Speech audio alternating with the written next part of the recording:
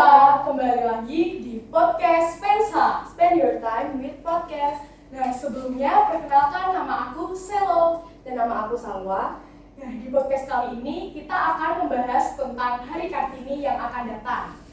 Kartini adalah salah satu pahlawan wanita Indonesia yang benar-benar memperjuangkan hak wanita baik dalam dunia pendidikan maupun dalam berpendapat dan berorganisasi. Kali ini narasumber yang hadir di podcast kali ini benar-benar cocok banget nih sama tema hari ini. Nah, narasumber kali ini ada Bu Ardian dan Bu Christine. Halo Bu Ardian dan Bu Christine. Bagaimana kabarnya Bu? Sehat? Alhamdulillah. Nah, kita kan sudah menyinggung tentang Hari Kartini ini Bu. Baiknya kita akan lanjut ke pertanyaan pertama. Pertanyaan pertama apa Salwa? Nah, pertanyaan pertama, pandangan Bu Christine dan Bu Ardian mengenai sosok Kartini itu seperti apa itu Bu? Oke, terima kasih. Sebelumnya senang sekali diundang ke podcast Pensa ya. Kita sangat berbangga hati punya kegiatan yang luar biasa seperti ini. Oke, saya akan mencoba menjawab. Pandangan saya mengenai Kartini. Tadi sudah disampaikan, Kartini itu pejuang wanita, pejuang emansipasi wanita. Mungkin kalau tidak ada Kartini, kita tidak bisa di sini. Kita tidak ada di sini, kita mungkin masih berjuang untuk menyamakan hak kita. Ya, itu. Kalau Bu Christine gimana Bu Christine? Terima kasih. Pandangan tentang Kartini ya.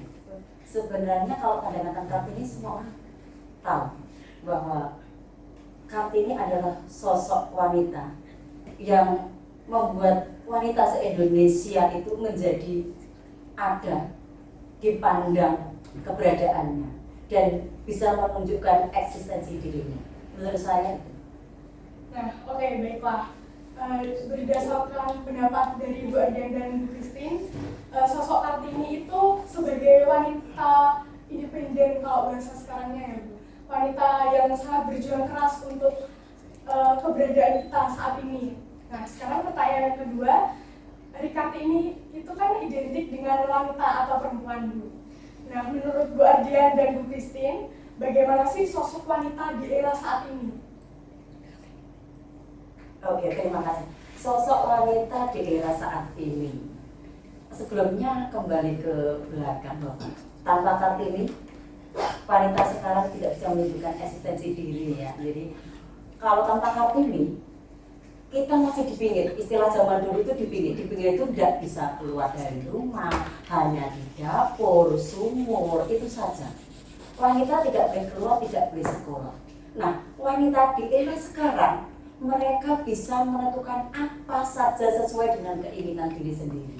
Itu terutama bisa sekolah setinggi apapun, bisa membeli jabatan dimanapun juga setinggi apapun. Itu yang bisa. Menambahkan sedikit, wanita sekarang lebih independen, lebih punya daya juang yang sama dengan pria, dengan laki-laki, kemudian mempunyai hak dan kewajiban yang sama dengan laki-laki. Meskipun secara kodrat kita wanita tetap berbeda dengan laki-laki, tapi ada hak-hak, ada kewajiban yang sekarang itu sama antara pria dan wanita. Begitu. Wah, pertanyaan selanjutnya salah. Nah, kalau pertanyaan selanjutnya, dampak perjuangan Kartini itu dalam masyarakat sekarang itu apa Bu? Menurut Bu Ardian dan Bu Christine? Oke, dampak Kartini terhadap perkembangan zaman sekarang ya pasti yang jelas kita bisa sekolah tinggi, itu yang pertama. Kita bisa mandiri, ya. Kita bisa mempunyai hak yang sama dengan laki-laki, baik itu dalam semua lini kehidupan lah ya. Ada presiden wanita juga. Kemudian ada banyak tokoh-tokoh masyarakat, tokoh-tokoh dunia ya wanita, khususnya Indonesia, banyak sekali tokoh-tokoh di Indonesia yang wanita, tidak kalah dengan laki-laki, dengan pria. Yang pasti perjuangan Kartini saat ini jelas di pendidikan. Kalau kita di dunia pendidikan ya, kita membicarakan pendidikan di sekolah, kita punya hak yang sama. Kalian mendapatkan pelajaran yang sama dengan siswa putra, dengan peserta didik putra. Pelajarannya sama, kemudian materi sama, ujiannya pun sama. Nah, itu. Oke, ya. Kalau dampaknya sangat jelas dan terasa dapat kita lihat. Dapat adik-adik, mbak-mbak rasakan juga. Tanpa Kartini, ada berdua nggak mungkin duduk di sini, disorot kamera, menyampaikan apa yang ingin kalian sampaikan, apa yang kalian rasakan ingin sampaikan. Itu termasuk salah satu dampak yang sangat terasa. Terutama di dunia pendidikan. Zaman dulu perempuan tidak boleh sekolah, semuanya buta huruf, tidak sekolah. Dengan adanya Kartini, semua perempuan berhak yang sama dengan pria untuk menduduki pendidikan. Bahkan di dunia pendidikan pun sama, boleh menjadi ketua OSIS gitu ya, boleh menjadi ketua DP, sama, haknya sama seperti yang diutarakan oleh Bu Adian tadi. Materi yang diperoleh juga sama, kemudian mau mengutarakan isi hati pun boleh sama, tidak ada batasan. Itu yang dampak yang sudah dapat kita rasakan sampai sekarang ini. Oke, baiklah, terima kasih Bu Adian dan Bu Christine. Jadi intinya dampak yang kita dapat itu kita mendapatkan seperti kesetaraan gender gitu ya Bu. Oke, baiklah. Jadi seperti yang dibilang Bu Adian tadi, sosok Kartini saat ini itu bisa dilihat dari seperti presiden wanita atau yang lainnya. Nah, jadi figur Kartini di era saat ini itu siapa Bu? Kayak namanya siapa gitu? Sosok siapa?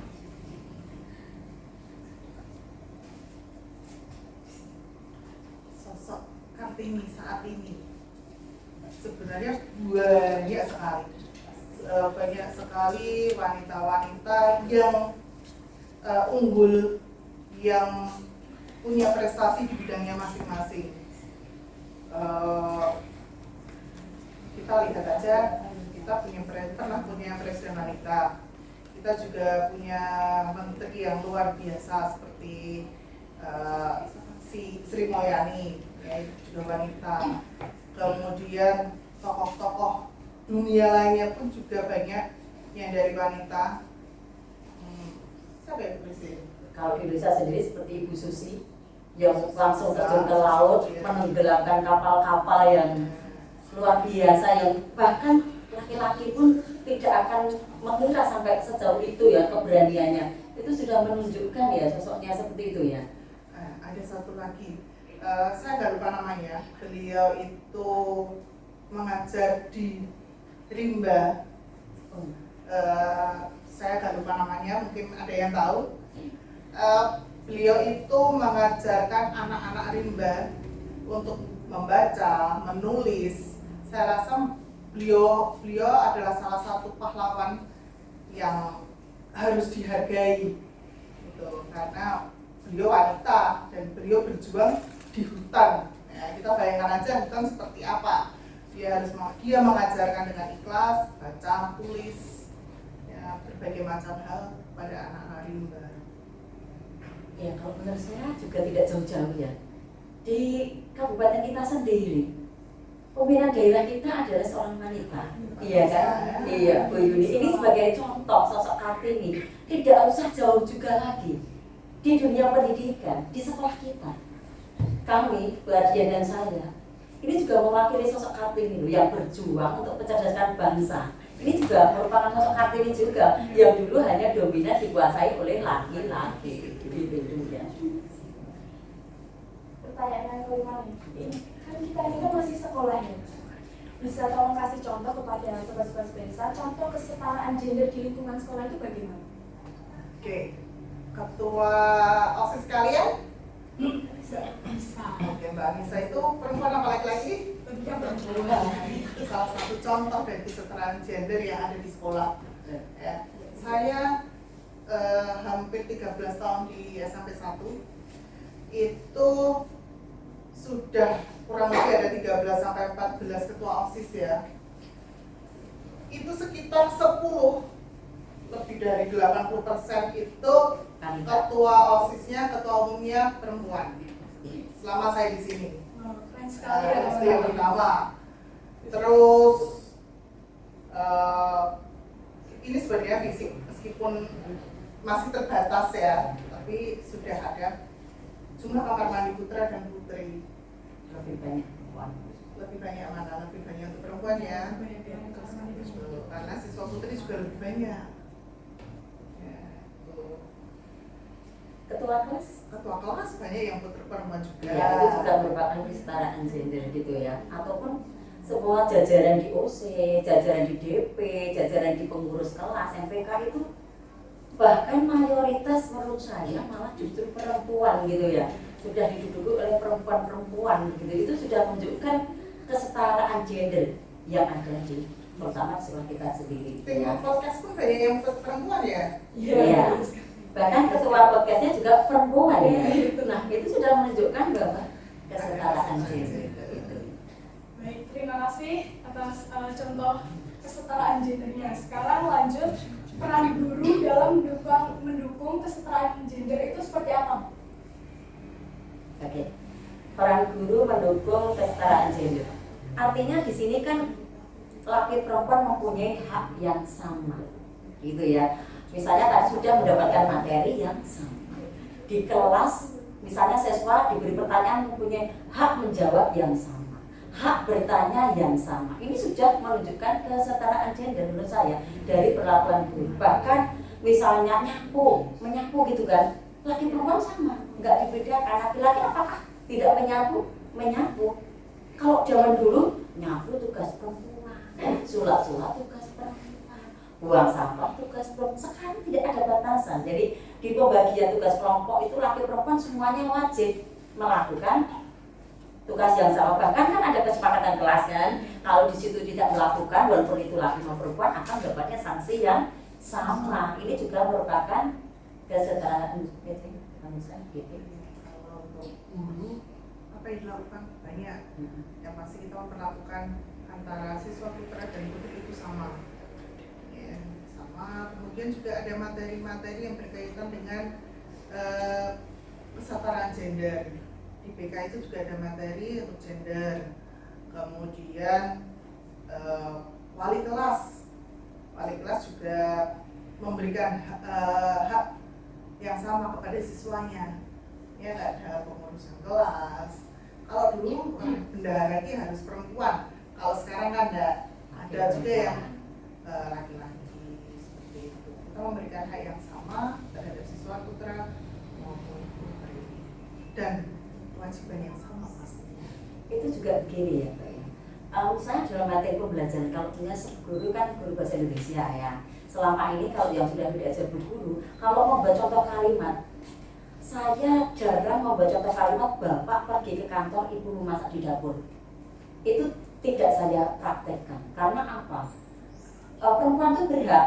Jadi saya kalau membuat itu justru ibu pergi ke kantor, bapak mencuci mobil. Begitu kalimatnya, misalnya kalimat majemuk. Ini sudah menunjukkan bahwa guru juga memberikan materi bahwa perempuan mempunyai hak yang sama.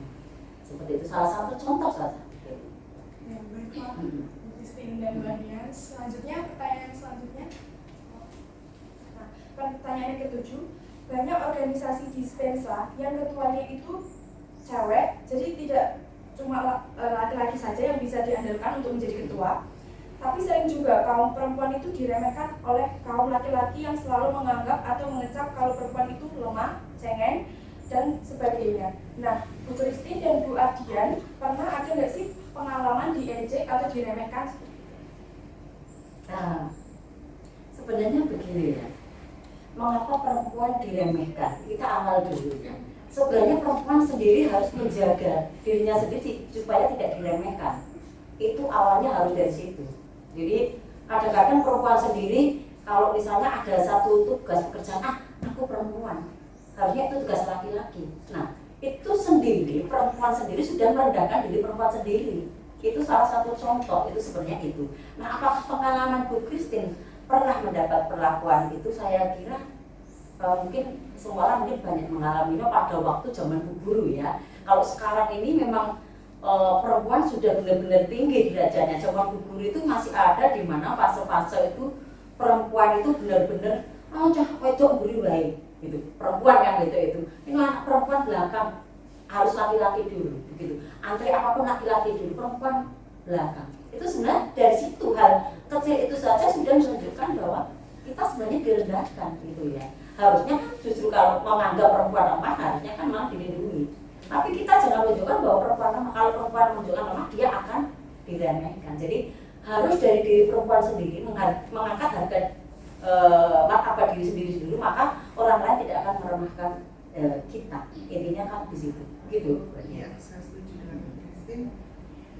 Pada dasarnya kalau zaman dulu dan sekarang itu pasti berbeda ya. Kalau sekarang pasti sudah lebih maju, kemudian sudah ada kesetaraan itu tadi. Kok lupa ya mau ngomong apa ya Bu ya? Sampai saja Bu. Saya jadi lupa lagi orang yang saya lupa ini. Saya ibunya ngomong tadi jadi mendistract juga dia. Oh iya. Kalau ditanya pernah nggak mengalami, pasti pernah. Entah dirasakan atau tidak, pasti pernah. Misalnya kita antri di suatu tempat lah. Terus laki-laki dulu, atau mungkin kita dulu. Antri makan ya, cowok dulu ya makannya banyak Ya, gitu ya. biasanya Kadang-kadang seperti itu. kayaknya hal kecil ya kayaknya ya. Itu prasmanan. Itu biasanya monggo bapak-bapak dulu dahar, lalu ibu-ibu belakang. Itu kan sebenarnya sudah apa ya? Walaupun kecil Iya, sebenarnya sudah pernah. iya membuat perempuan itu sebenarnya lemah, perempuan itu di belakang aja lah Iya. gitu. Jangan di depan Iya, lah gitu iya. ya modelnya. Benar.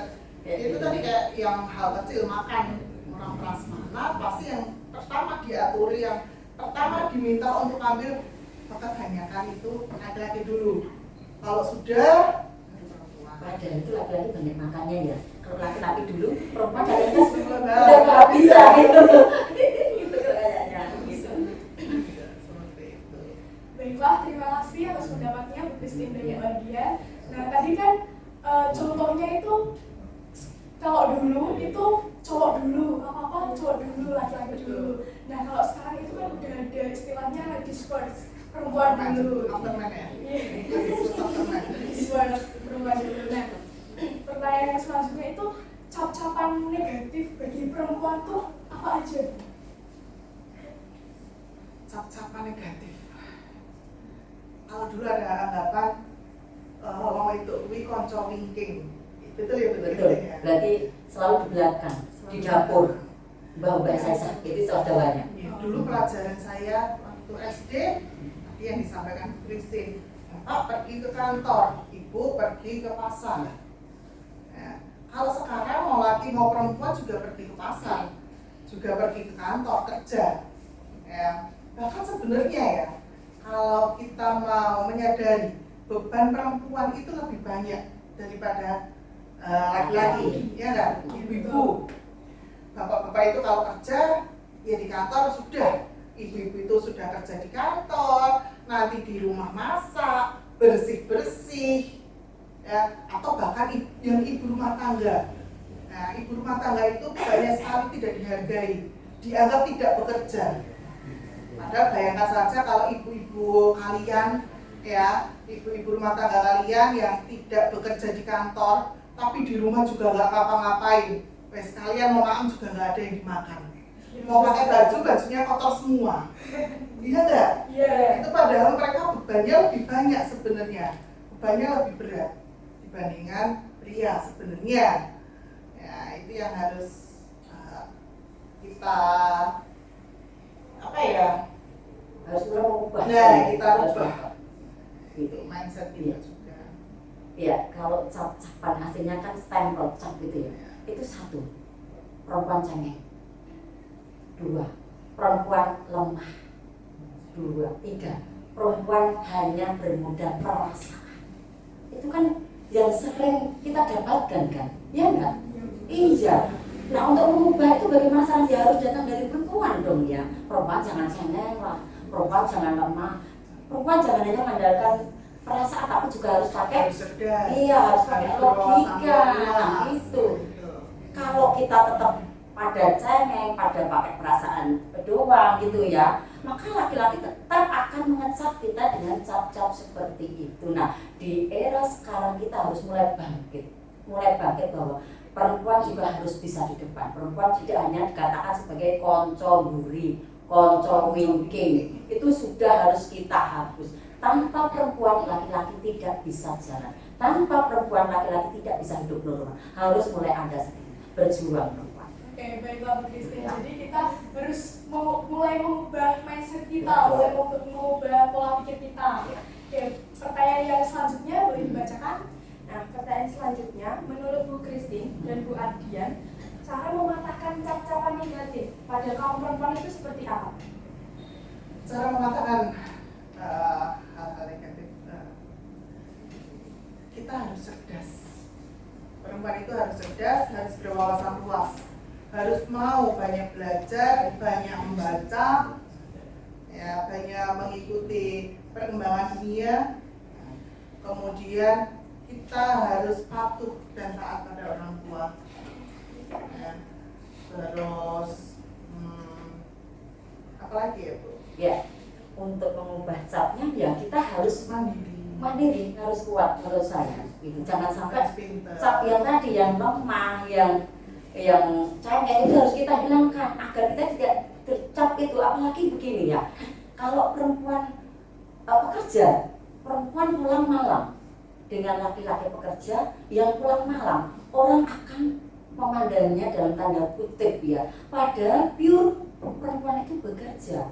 Dan kadang-kadang akhirnya dibedakan kalau perempuan kerjanya harus siang, laki-laki harus malam. Itu sebenarnya menurut saya ini justru kesetaraan gendernya nggak ada gitu ya. Nah untuk sampai di sana perempuan juga harus kuat, perempuan juga harus bisa membentengi diri. Jangan sampai perempuan mendapat pelecehan ketika harus pulang kerja malam dan sebagainya. Bagaimana? Harus strong, misalnya bisa bela diri dan sebagainya. Itu juga salah satu bentuk untuk menjaga martabat perempuan gitu, seperti itu Bu Adian. Mungkin ada lagi berarti.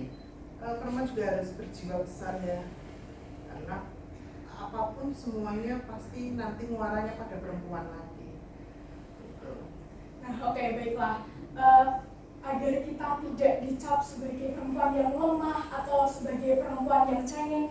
Nah, caranya tuh bagaimana Bu? Cara menjadi wanita yang tangguh dan kuat di era saat ini. Dalam artian tidak hanya fisik tapi juga dalamnya juga, psikisnya juga. Jadi sudah kita singgung ya, perempuan itu harus cerdas, berwawasan luas, harus banyak membaca, harus pinter. Perempuan itu harus penuh kasih sayang ya, perempuan itu harus berjiwa besar, mandiri. Ya, sebenarnya sudah sama dengan yang tadi saya kira ya ini ya. Bentuknya ya jelas, Kartini berawal dari perempuan juga harus mendapat pendidikan yang sama. Kita harus bertolak dari situ. Artinya kalau martabat perempuan bisa terangkat ya harus belajar. Jangan sampai perempuan itu jangan belajar, nanti kan hanya di dapur. Yang belajar laki-laki saja yang nanti bekerja. Harus menghilangkan itu. Perempuan juga harus belajar menempuh pendidikan setinggi mungkin sampai luar negeri pun bisa untuk mengangkat harkat martabat supaya tidak dicap lagi perempuan itu lemah. Dan sekarang sudah ditunjukkan banyak sekali orang-orang yang berada kedudukan di atas itu perempuan sudah.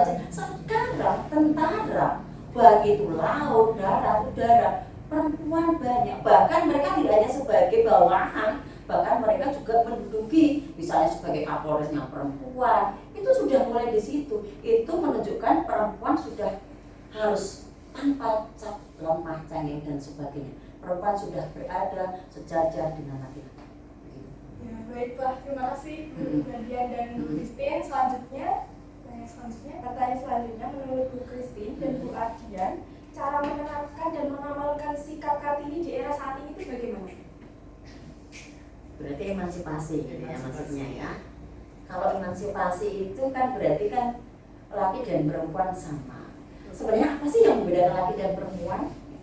Bedanya kan hanya perempuan itu menstruasi, Secara kodrat. ya secara kodrat, kemudian hamil, melahirkan dan menyusui. Di luar itu sama. Sama, perempuan itu nyuci piring, laki-laki juga bisa. Ngapain nggak bisa? Perempuan nyuci baju, laki-laki kenapa nggak bisa? Perempuan nyapu, laki-laki kenapa nggak bisa? Itu kan harusnya bisa dilakukan sama, haknya sama.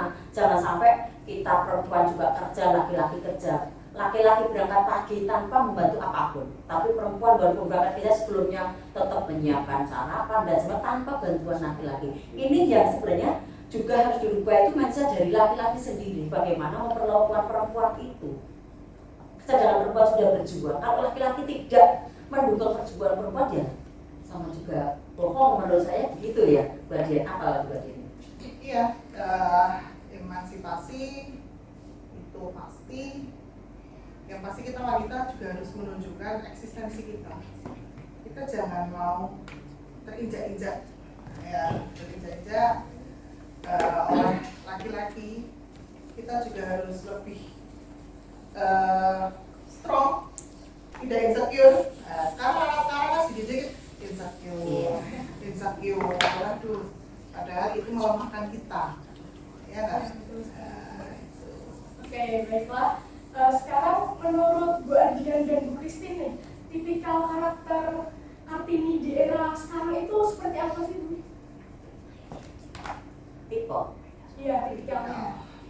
Kalau zaman dulu ya otomatis zaman dulu ya masih seperti kita ya, kebayaan kemana-mana ya. Perempuan zaman dulu semuanya harus kebayaan, itu kalau zaman Kartini gitu ya, tipikal wanita zaman dulu. Walaupun sudah kalau era Kartini kan sudah mulai mengenyam pendidikan ya. Kalau sekarang itu tipikal wanita sekarang itu ya hampir sama dengan laki-laki ya. Banyak perempuan sekarang itu juga iya jadi pemimpin mandiri seperti itu. Semua yang dikerjakan laki-laki bisa dikerjakan perempuan lah. Istilahnya sekarang balap motor itu pun berada, yang balap motor itu perempuan pun sekarang ada, sepak bola perempuan sekarang ada gitu ya. Jadi sudah merambah di segala sektor dan bidang menurut saya. Untuk tipe-tipenya ya semuanya masuk lah gitu lah. Ya itu tadi yang membedakan hanya kodratinya saja. Iya. Melahirkan, menyusui. Itu tadi kalau perempuan, kalau laki-laki ya sekarang ya sama, maksudnya laki-laki perempuan sama. Selain itu. Oke, selanjutnya bisa dibacakan salam. Ya, pertanyaan selanjutnya, Kartini mengajarkan kita kalau menjadi perempuan itu jangan mudah menyerah. Tapi banyak sekali orang yang ngomong seperti ini. Kenapa perempuan itu belajar tinggi-tinggi kalau nanti akhirnya mau memasak di dapur? Menurut memasak di dapur dan mengurus suami, dan itu bagaimana menurut narasumber seperti itu? Kalau dulu zaman-zaman ibu saya, nenek-nenek kalian mungkin itu benar. Ya, perempuan nggak usah sekolah tinggi-tinggi, wong yo mau masak di belakang saja. Tapi kalau sekarang itu sudah sangat dipatahkan. Kita punya hal yang sama dengan laki-laki. Ya, yang jadi pemimpin juga perempuan. Yang gajinya tinggi juga kadang perempuan. Ya, jadi dan gini loh, pekerjaan laki perempuan itu sekarang sudah merata. Kalau dulu yang masak itu kan ibu-ibu perempuan, sekarang chef laki-laki. Bahkan mereka lebih produktif untuk jadi chef misalnya. Terus apalagi ya tadi disampaikan Christine, pembalap perempuan juga banyak. Ya sekarang perempuan nggak harus di belakang saja. Berarti itu sebenarnya tentang diri perempuan sendiri ya. Kalau tadi diremehkan dengan perempuan itu ngapain belajar tinggi-tinggi kalau akhirnya ke belakang? Tinggal perempuan sendiri mau nggak hanya di tempatnya di belakang gitu loh. Itu tinggal kalian atau kita perempuan bagaimana berjuang, tidak hanya didudukkan di belakang, tapi kita juga bisa berada di depan. Itu dari perempuan sendiri itu harus bisa mengangkat harkat martabat dan eksistensinya. Itu kalau perempuan sendiri enggak mulia ya akhirnya ya tetap berada di belakang gitu menurut saya. Oke, jadi kembali lagi pada dasarnya dari diri kita sendiri. Iya betul. Iya, baiklah. Tapi gini juga ya, kita sebagai perempuan juga harus kembali lagi mengingat kodrati kita. ya. Kita harus tahu perempuan itu bagaimana, kewajibannya apa, gitu. Tanpa atau mengecilkan dari hati perempuan itu sendiri. Kita harus tahu bagaimana cara menempatkan diri kita. Apalagi kalau misalnya dalam kita secara agama Islam itu ya memang ada di mana laki-laki itu harus lebih maksudnya dihargai sebagai kedudukan suami, walaupun dalam kerjaan nanti sama, tapi penghargaan sebagai suami itu tetap harus ada, harus menyadari di situ, walaupun nanti untuk semua lini itu perempuan bisa masuk, tapi kalau kembali ke misalnya hubungan rumah tangga dan sebagainya memang perempuan tetap harus menghargai laki-laki seperti itu. Kodratnya seperti itu. Tadi kayak yang Kartini itu juga anak yang patuh terhadap orang tua. Ya, bagaimanapun juga perempuan juga harus patuh terhadap orang tuanya. Itu yang akan membantu nantinya ya lebih baik lagi. Oke, berarti walaupun kita juga harus maju daripada laki-laki, tapi kita juga harus tetap sadar atas kodrat kita sendiri. Betul. Tetap menghargai laki-laki. Betul. Iya. Oke, selanjutnya harapan dari Bu Ardian dan Bu Christine bagi siswa-siswi Dispensa pada hari Kartini itu apa sih Bu harapannya? Oke, harapan Bu Guru ya. Ya tentu saja harapan Bu Guru untuk untuk siswi-siswi ya. Tadi siswi atau siswa-siswi? Siswi ya, siswi berarti siswa perempuan ya yang berada di Dispensa. Ya harapan Bu Guru dia bisa strong tadi, bisa kuat, bisa menunjukkan jati diri, bisa mengungkapkan isi hati tanpa harus takut, tanpa harus minder, tanpa harus insecure. Itu harus untuk mengangkat harkat dan martabat perempuan itu sendiri. Itu untuk biar perjuangan dari Kartini itu tidak sia-sia. Menurut saya begitu. Harapan itu nanti perempuan siswi-siswi dari SMP 1 menjadi wanita-wanita yang kuat, yang mandiri. Menurut saya Kuat, mandiri, berwawasan luas, ya, cerdas gitu loh. Perempuan itu harus cerdas. Itu harus. biar tidak diledakan harus cerdas ini. Dan semoga siswi-siswi di SMP 1 juga menjadi siswi-siswi yang bermartabat, yang cerdas, yang mandiri. Oke, itu kan kalau untuk siswi ya Bu. Kalau sekarang untuk siswanya apa Bu? Untuk siswanya, Ya. siswanya juga mempelajari sejarah gitu ya. Bagaimana perjuangan Kartini untuk mengangkat harkat perempuan, maka di situ juga laki-laki harus bisa menghargai perempuan, mendudukkan perempuan di tempatnya yang tepat, loh ini ya. Tempat yang tepat di mana sesuai dengan kekuatan dan kemampuan perempuan itu sendiri, begitu. Jadi harus saling menghargai, walaupun itu perempuan itu harus juga dihargai. Menghargai perempuan. Iya, harus lebih menghargai perempuan. Harus lebih menghargai perempuan. Bagaimanapun juga ibunya perempuan. Jadi kalau melihat perempuan lain itu harus melihat juga bahwa dia punya ibu juga perempuan. Jadi harus menghargai sama seperti dia menghargai ibunya. Jadi seperti itu. Nah, pertanyaan selanjutnya, pesan apa nih yang mau disampaikan kepada masyarakat Indonesia, khususnya di hari Kartini ini, khususnya untuk para perempuan-perempuan Indonesia yang sedang berjuang? Pesannya untuk masyarakat Indonesia, untuk laki-laki hargailah perempuan. Untuk perempuan harus kuat, harus strong, harus cerdas, agar kedudukannya setara dengan laki-laki. Jangan mudah menyerah. Tetap berjuang, itu pasti. Ya, baiklah. Terima kasih untuk pesan-pesan buat kita semua. Betul sekali. Ya. Terima kasih untuk semua jawaban atau pendapat dari Bu Christine dan Bu Ardian mengenai podcast hari Kartini ini. Semoga bisa menginspirasi kita semua ya, tentu saja. Kesimpulan yang dapat kita tarik pada podcast kali ini, bahwa perempuan tidak hanya bekerja di dapur, namun sekarang perempuan dapat bekerja di mana saja, menjadi apapun, sama seperti laki-laki juga. Iya, betul sekali. Jadi perempuan itu juga harus strong, tangguh, kuat seperti umumnya laki-laki, kesetaraan seperti laki-laki, seperti yang dikatakan oleh Bu Ardian dan Bu Christine. Untuk Bu Adrian dan Bu Christine, terima kasih sudah menjadi narasumber kita pada podcast kali ini. Untuk teman-teman semuanya, selamat Hari Kartini. Podcast Pensa, spend your time with podcast. Bertemu lagi pada video kita selanjutnya. Bye-bye.